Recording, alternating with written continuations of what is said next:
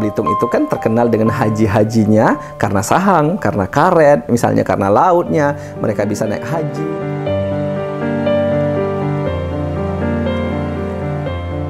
Sehingga saya ingin mengatakan bahwa kalau dianggap terlanjur dengan timah, terlanjurnya itu mbok ya sekitar 20 tahun terakhir. Ketika negara memutuskan nasionalisasi timah, masyarakat mindsetnya pun sudah mulai berpikir instan, konsumtif.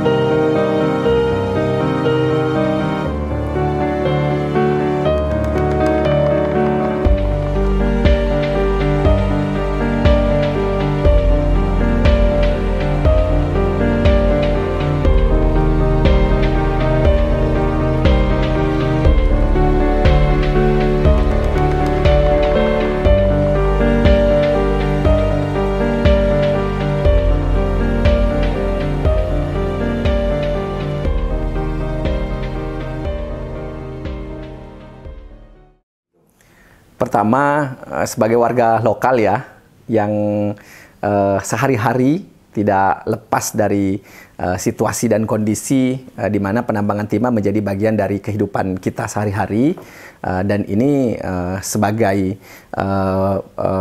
kepedulian terhadap kondisi yang sering terjadi ini, ada kondisi yang menurut saya membutuhkan satu perhatian serius, terutama menyangkut soal policy.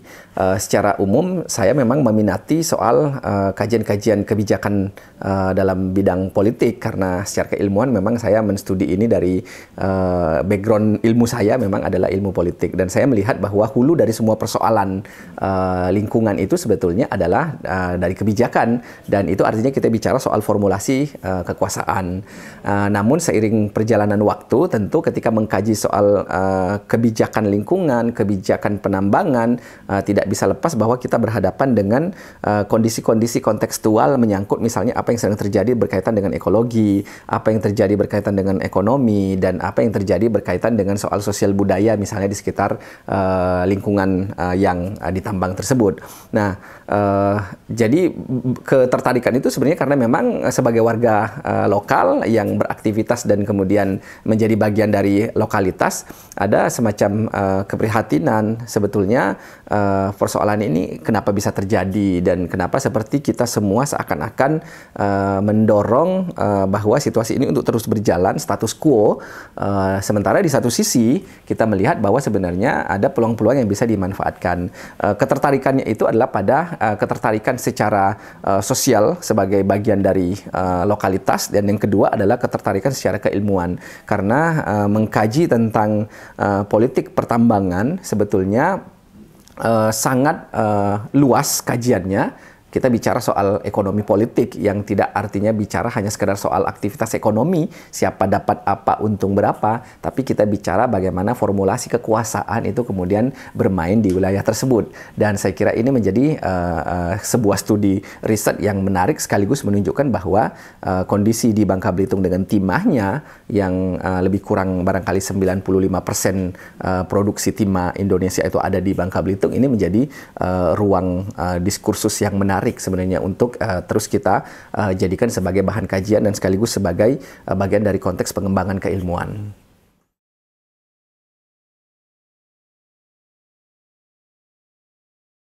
Jadi begini, kalau saya melihat bahwa ada satu tesis salah seorang kolega jurnalis ya dari luar, dia bilang bahwa ternyata timah itu semakin jauh dari sumbernya, itu keuntungan yang didapatkan itu semakin besar, semakin dekat dengan sumbernya, itu ternyata semakin kecil keuntungan. Dan sebenarnya kondisi itulah yang terjadi. Karena kalau kita lihat perdagangan timah misalnya, walaupun secara nasional kebutuhan terhadap timah ini kan bagi industri manufaktur kita kan sebenarnya memegang posisi di angka 3% lah mungkin barangkali, atau 5%. Artinya tidak dianggap sebagai sebuah komoditas yang begitu strategis. strategis. Tetapi kan dia merupakan komoditas yang tidak tergantikan, dia tidak terbarui, dan karena itu memegang posisi yang sebenarnya sangat vital. Nah, kalau saya melihat bahwa ada kebutuhan timah global yang kemudian mensuplai kebutuhan industri secara global. Industri manufaktur itu ketergantungan pada timah tinggi. Tetapi menjadi persoalan misalnya kalau kondisi sekarang faktanya kita adalah negara penghasil timah nomor 2 terbesar setelah China. Tetapi kita misalnya tidak bisa terlalu mengontrol proses perdagangan harga timah dan yang terjadi tingkat lokal juga saya kira begitu. Kalau begitu maka pusaran ini sebenarnya pertamanya adalah pusaran kecil karena bermain pada wilayah perebutan antara penambang, antara mereka yang merupakan badan usaha milik negara atau swasta yang kemudian didukung oleh regulasi secara nasional. Perebutannya awalnya sebenarnya terjadi secara lokal. Penambang dengan penambang, kita melihat kan terjadi transformasi yang sangat luas.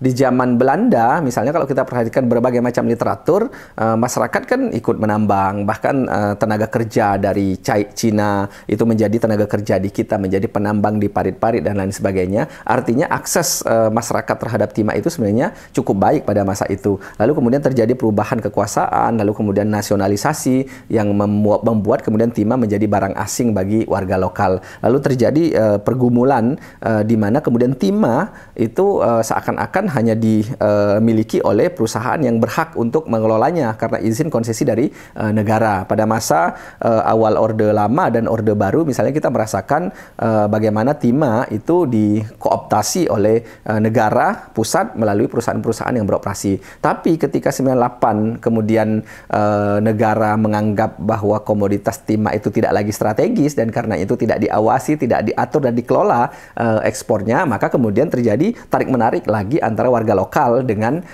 para penambang dan terutama berhadapan dengan negara.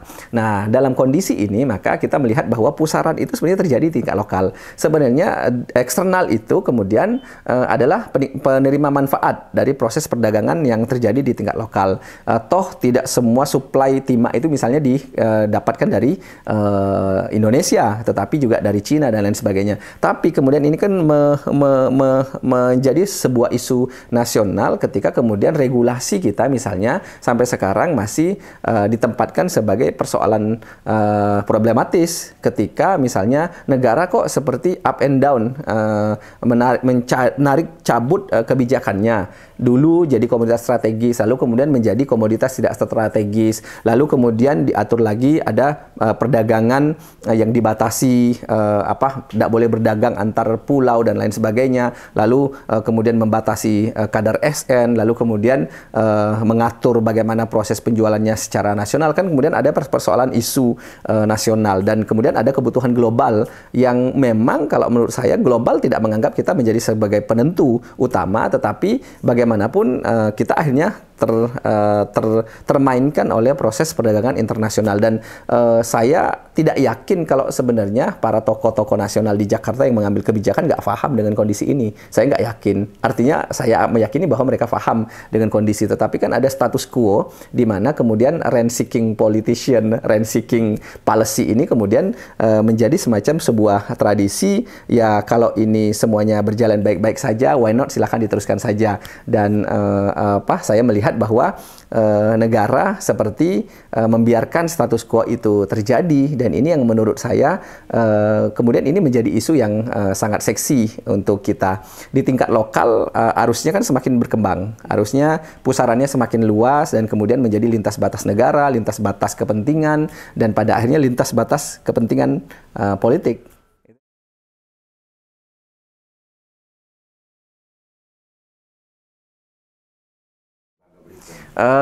Saya ingin menggarisbawahi, banyak orang yang selalu mengatakan bahwa Bangka Belitung ini sekarang tergantung dengan timah. Tapi kalau saya lebih tepat sebenarnya ingin mengatakan bahwa kita terlanjur tergantung dengan timah. Jadi saya menggunakan kata terlanjur karena sebetulnya jauh sebelum timah menjadi primadona bagi ekonomi lokal, sebetulnya Bangka Belitung itu kan terkenal dengan haji-hajinya karena sahang, karena karet, misalnya karena lautnya, mereka bisa naik haji dan memang siklus harga lada itu ada semacam kayak gelombangnya, tetapi itu menjadi kekuatan ekonomi lokal yang tidak pernah membuat orang Bangka Belitung ini sebenarnya sudah berada dalam kesusahan secara ekonomi yang akut misalnya. Tetapi artinya itu kita punya kondisi itu. Sehingga saya ingin mengatakan bahwa kalau dianggap terlanjur dengan timah, terlanjurnya itu mbok ya sekitar 20 tahun terakhir. Karena terlanjurnya itu, terlanjur tergantungnya itu 20 tahun terakhir sebenarnya. Karena sebelum itu kita tidak tergantung. Ketika negara memutuskan nasionalisasi timah, lalu kemudian kita semua mandiri dengan sumber ekonomi alternatif kita lada, karet yang itu lebih sustain dan itu membuat kita bisa tetap menyekolahkan anak-anak ke Jogja, kuliah ke Palembang, kuliah kemana-mana dengan kondisi ekonomi yang kita miliki. Ketika kemudian timah dibuka kerannya untuk boleh ditambang oleh rakyat, kemudian kan orang bertransformasi, bekerja, budayanya menjadi instan, mengambil timah, kesabaran, lalu kemudian menjadi persoalan baru misalnya ketika kita bisa mendapatkan manfaat ekonomi dengan mudah dengan hanya datang ke pinggir-pinggir sungai, melimbang dan lain sebagainya, lalu kemudian dengan modal 5 juta, 10 juta beli alat kita bisa bikin TI dan lain sebagainya.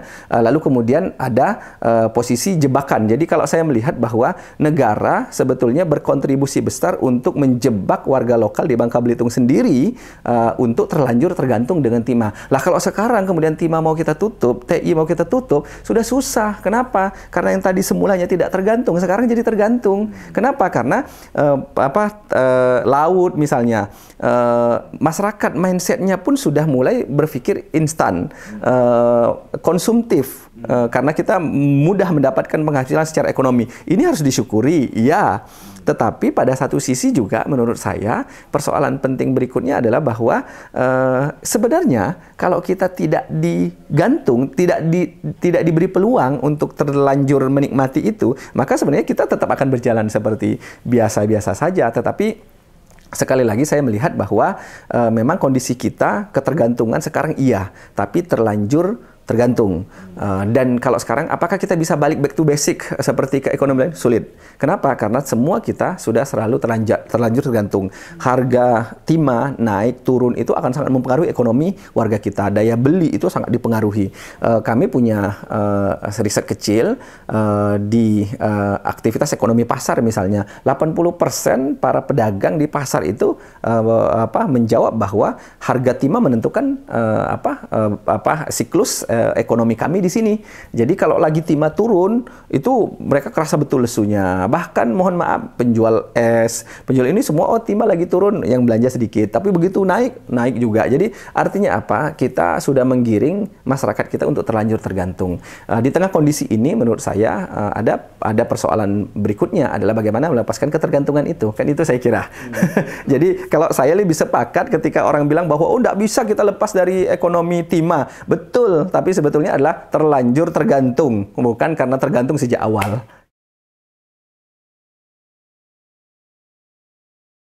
Sekarang kita jangan bicara kondisi sekarang ya. Jangan bicara kondisi ketika timah lagi naik nih, lagi primadona dan kemudian orang yang kerja bangunan pindah posisi karena dia bisa dengan mudah mendapatkan pendapatan lebih berlipat misalnya dengan harga timah yang sekarang lagi naik tinggi, tentu peluang itu mengecil.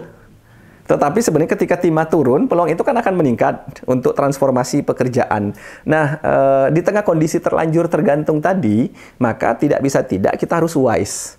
Maka saya tidak menyodorkan skema bahwa pilihannya pertama adalah kembalikan timah sebagai komoditas strategis negara dan kemudian hanya BUMN atau perusahaan yang mendapatkan konsesi dari pusat yang boleh melakukan penambangan seperti di masa Orde Baru dulu. Itu yang ekstrim, itu adalah kebijakan ekstrim. Atau pilihan yang kedua adalah oke, tambang saja semuanya habis-habisan dulu, lalu ketika habis baru kita mikirkan skenario apa untuk pendapatan ekonomi. Menurut saya itu juga ekstrim. Nah, kalau begitu peluangnya sekarang adalah memperkecil potensi pendapatan penjualan dari sektor penambangan timah, tetapi pada saat yang bersamaan kita menggali sektor-sektor ekonomi alternatif. Jadi kira-kira saya membayangkan penambangan timah bisa kita tarik untuk mulai mengecil ke bawah, sementara sektor ekonomi alternatif itu mulai bisa kita ungkit ke atas. Nah, nanti lama-lama ketemu di tengah.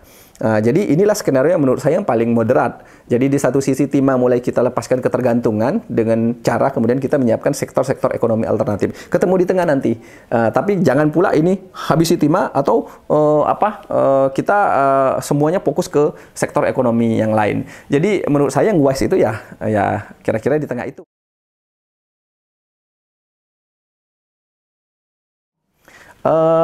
Tidak semua masyarakat itu bekerja di sektor penambangan timah, itu satu hal. BPS misalnya, kalau tak salah 2020 itu melihat bahwa sektor penambangan timah itu berada di posisi sektor kedua setelah sektor perkebunan. Artinya sebenarnya kalau kita lihat secara statistikal, petani itu jauh lebih banyak jumlahnya daripada penambang. Nah, di tengah bahwa timah menjadi sebuah incaran baru karena cadangannya masih banyak, lalu kemudian sekarang ada logam tanah jarang, ada potensi rare earth di sana misalnya, menurut saya peluangnya adalah bagaimana yang kita lakukan mendorong agar proses ekstraksi timah itu berjalan secara sustain. Ini yang paling penting harus kita lakukan. Karena itu kita harus mendorong bagaimana pengawasan terhadap penambangan timah ini pelan-pelan itu kita lakukan secara tegas, terstruktur dan sistematis berdasarkan ketentuan perundang-undangan. Yang terjadi sekarang kan adalah kita menikmati timah tetapi sebagian besar itu diperoleh dari penambangan-penambangan yang tidak berizin, penambangan di daerah hutan lindung, penambangan di daerah aliran sungai, penambangan di kawasan pesisir yang misalnya itu mengganggu aktivitas ekonomi nelayan misalnya. Kan itu yang sekarang terjadi. Jadi kalau demikian maka kita akan betul-betul merayakan timah sebagai komoditas lokal, sementara kan ada nestapa lingkungan yang harus kita atasi di masa yang akan datang. Kalau begitu menurut saya oke, mari kita rayakan hasil karunia Allah kepada kita soal timah itu, tetapi bagaimana kita meminimalisir resiko lingkungan sekecil mungkin, dan itu butuh komitmen yang kuat dari negara yang direpresentasi oleh pemerintah, direpresentasi oleh regulasi, direpresentasi oleh penegakan hukum, law enforcement. Ini yang menurut saya yang mungkin sementara ini kan kita melihatnya masih dikelola secara bebas, dan ini yang menurut saya menjadi PR besar bersama. Nah, kalau itu yang terjadi maka kerusakan lingkungan ini sudah akan terus terjadi. Tapi kalau misalnya kita bisa merayakan kekayaan timah kita, tetapi kemudian kita juga mendorong ekstraksinya berdasarkan secara sesuai dengan ketentuan, ini menurut saya ada law enforcement yang harus bermain di sana. Nah, jika itu terjadi maka sebagian besar orang yang berprofesi bukan sebagai penambang akan ikhlas untuk bahwa silahkan dinikmati tetapi sustain, dan itu bisa tetap akan menjaga lingkungan kita di masa yang akan datang. Maka sektor ekonomi yang lain juga sebenarnya bisa bekerja dengan baik. Tapi kalau misalnya sebagian besar ini pengelolaan penambangan timah dilakukan secara bebas seperti sekarang dengan law enforcement yang rendah, menurut saya maka orang-orang yang tidak bekerja di sektor penambangan mungkin akan kecewa, termasuk mungkin kita-kita yang bergerak di dunia aktivisme, di pegiat lingkungan dan lain sebagainya. Nah, kalau ini bisa dilakukan perkawinan sebenarnya, sampel itu bisa kita buat. Nah, saya kira ini bisa dirayakan, tapi ini juga bisa nyaman. Ini mungkin berjalan. Nah, itu butuh komitmen semua pihak, dan itu tidak bisa diwartakan hanya dengan satu kali razia, 2 kali razia, tapi harus ada pola yang juga itu dikelola oleh negara sebenarnya.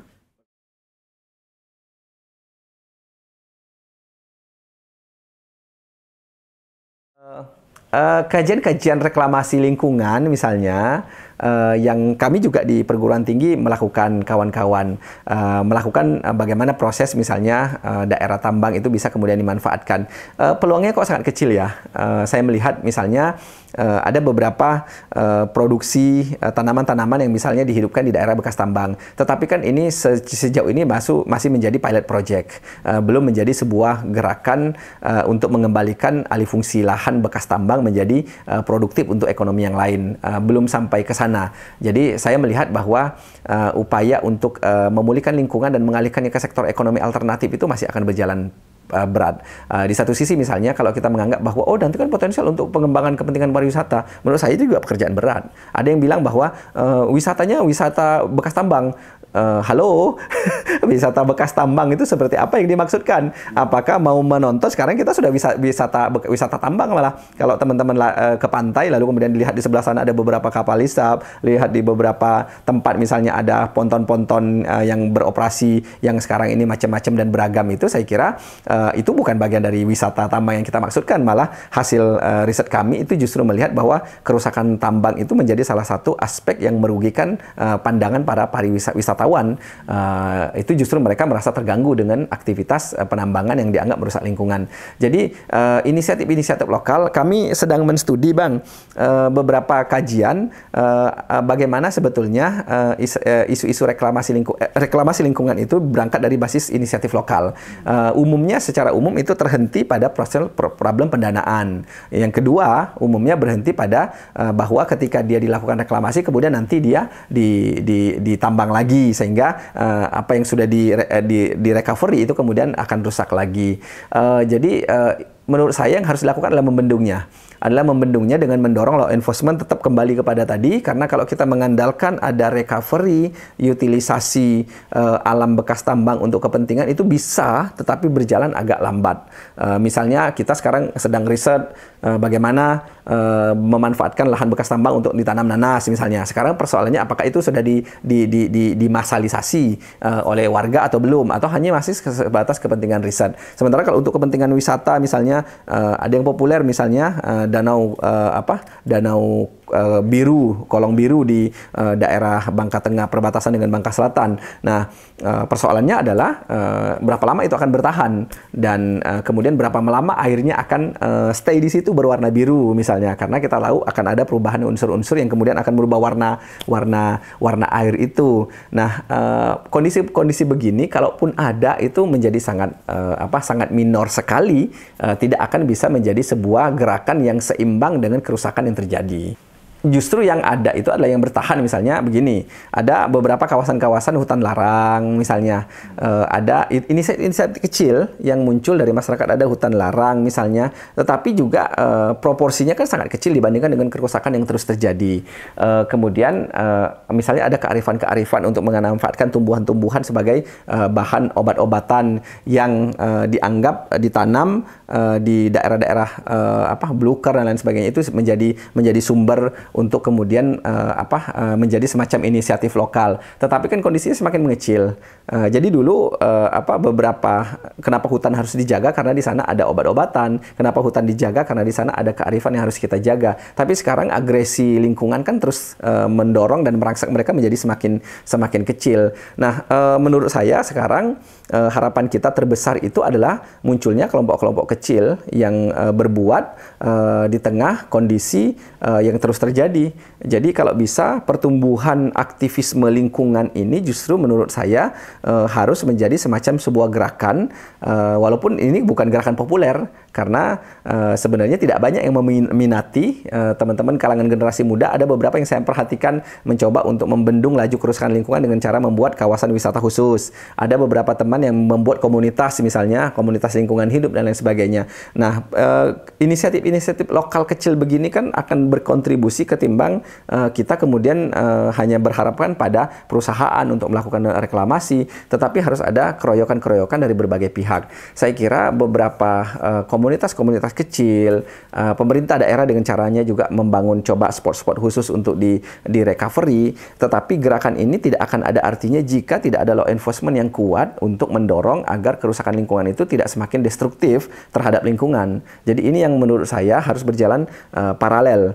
Jadi nggak bisa kita hanya mengandalkan inisiatif dari warga, kelompok komunitas, ada organisasi yang melakukan penanaman pohon, yang melakukan recovery di bidang lingkungan, melakukan kajian. Ini tidak akan ada artinya kalau ini terus terjadi, sementara misalnya kita tahu timah terus mengalami peningkatan dan negara dalam tanda petik itu terus membiarkan kondisi status quo. Saya curiga jangan-jangan apakah ini memang strategi negara untuk membiarkan semuanya tetap berjalan, ekonomi berjalan, lalu kemudian kerusakan lingkungan ini bisa diatasi dengan cara yang lebih smooth, dan saya curiga ini jangan-jangan adalah kondisi yang memang status quo dari desain dari negara, dan itu artinya kita bicara soal pemerintah pusat, karena menurut saya pemerintah pusat bukan tidak tahu bahwa kerusakan lingkungan itu akan sangat berbahaya. Berbagai regulasi-regulasi yang muncul tidak terlalu banyak juga melakukan, walaupun ada progres kemajuan, misalnya memberikan hukuman bukan hanya kepada person yang melakukan kerusakan lingkungan, tetapi juga kepada korporasi,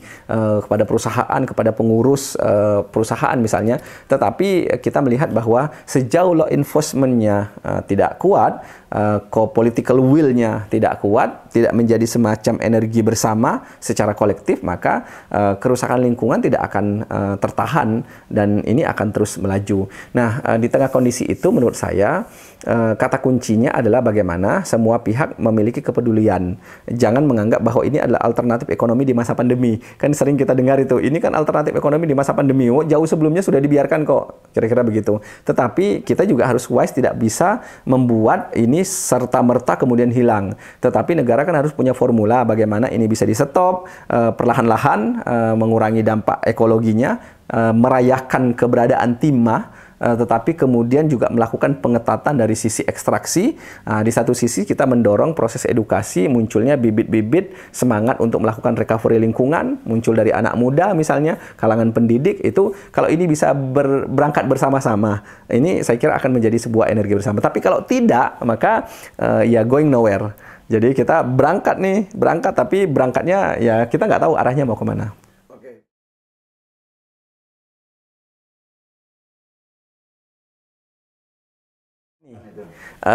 Kami divisi universitas itu fokus kepada posisi UBB sebagai universitas riset yang berskala internasional, diakui di dunia internasional, dan dibekali dengan mental, moral, dan intelektual menuju pembangunan peradaban bangsa di tahun 2035. Ada satu kata kunci divisi itu adalah berbasis pada pembangunan berkelanjutan. Jadi sebenarnya mindset sustainable development itu adalah mindset yang sudah kami tanamkan pada visi universitas. Karena kita adalah daerah, kampus di daerah yang kaya dengan sumber daya alam, dan karena itu dengan kekayaan itu kita berharap sustainabilitas itu bisa tetap terjaga di tengah eksplorasi atau ekstraksi yang terus terjadi. Nah, apa yang UBB lakukan? Pertama, kami menjadikan mata kuliah UBB dan keunggulan peradaban itu sebagai mata kuliah wajib universitas.